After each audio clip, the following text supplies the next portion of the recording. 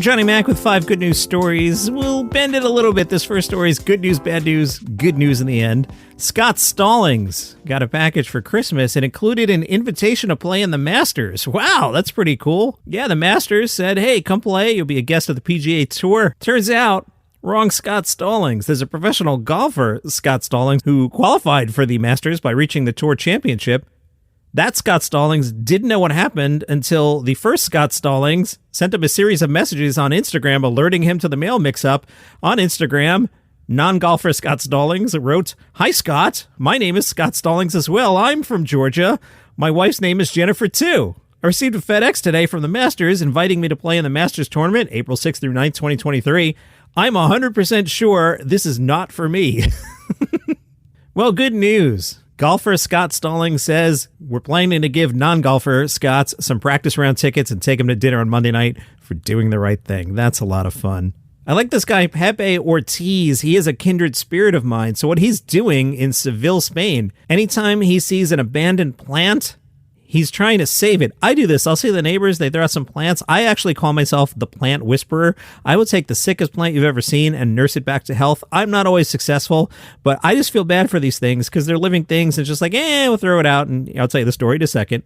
At the first sign of a clutch of abandoned green shoots or forsaken flowers, Pepe and his team spring into action. They snap photos and upload them to social media. Pepe Ortiz says, "One could say we're a team of rescuers. The goal is to save plants." Their group now has 2,400 members. They've stumbled across orchids peeking out of a rubbish bin or towering plants dumped into dumpsters. They post them with the exact location to allow them to be picked up by anybody willing to give them a new home.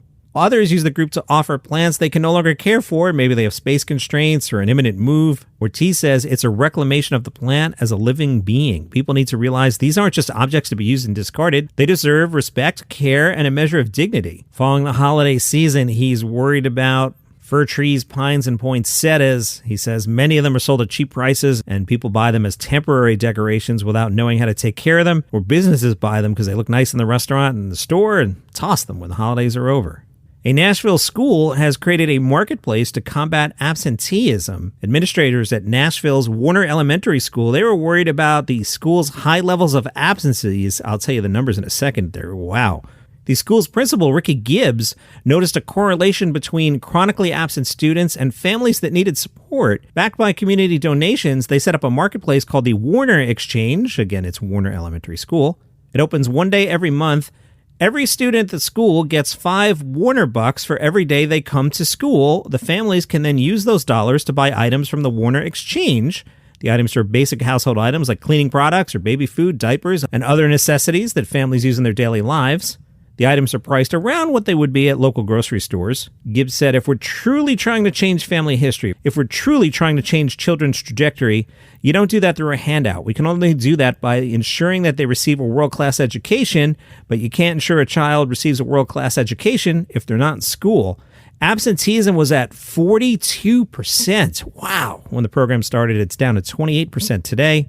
Nobody has complained yet, but Gibbs says if we do run into a situation where a parent is upset they can't access the space because their child hasn't been to school, I would just reply, I'm upset your child isn't at school, so now we're both upset. Now, time out here. I deliberately misread the quote. This is the school principal. I'm going to read you the quote as transcribed here. I'm upset your child ain't at school, so now we're both upset. All right. 100-year-old Nancy Epley makes custom jackets by hand. She gives them away. She's stitched together about 200 quilted coats, each of which tells a personal tale. Back in October, a senior living community in Lexington, Virginia hosted an art show. 25 women modeled custom jackets made by 100-year-old Nancy Epley. One after another, the 25 women appeared, each wearing a hand-sewn, customized jacket. Epley started making the jackets in 1980. She started by crafting one for herself, and as compliments poured in, she made them for other people. She says, I've always loved clothes, so I decided I'd make a jacket for myself. People are like, where'd you get that jacket? I was so flattered. It just went from there.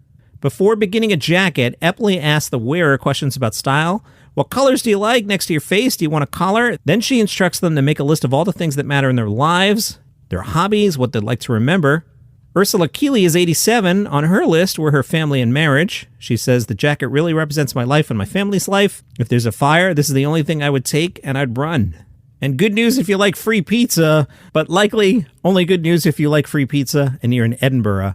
Mark Wilkinson, he owns Pure Pizza in Morningside. He's trying to help people struggling with the cost of living crisis. He's offered to give everyone in Edinburgh a free pizza. Don't quote me on that. Don't show up and be like, hey, Johnny Mac said this free pizza here. I'm just telling you the story.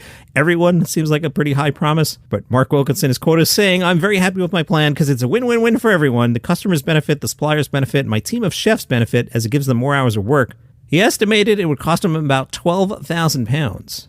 His ovens have the capacity to make 18 pizzas every 6 minutes. The free pizzas will be given to people who visit his shop in Morningside Drive during January, although not between 5:30 and 8:30 p.m.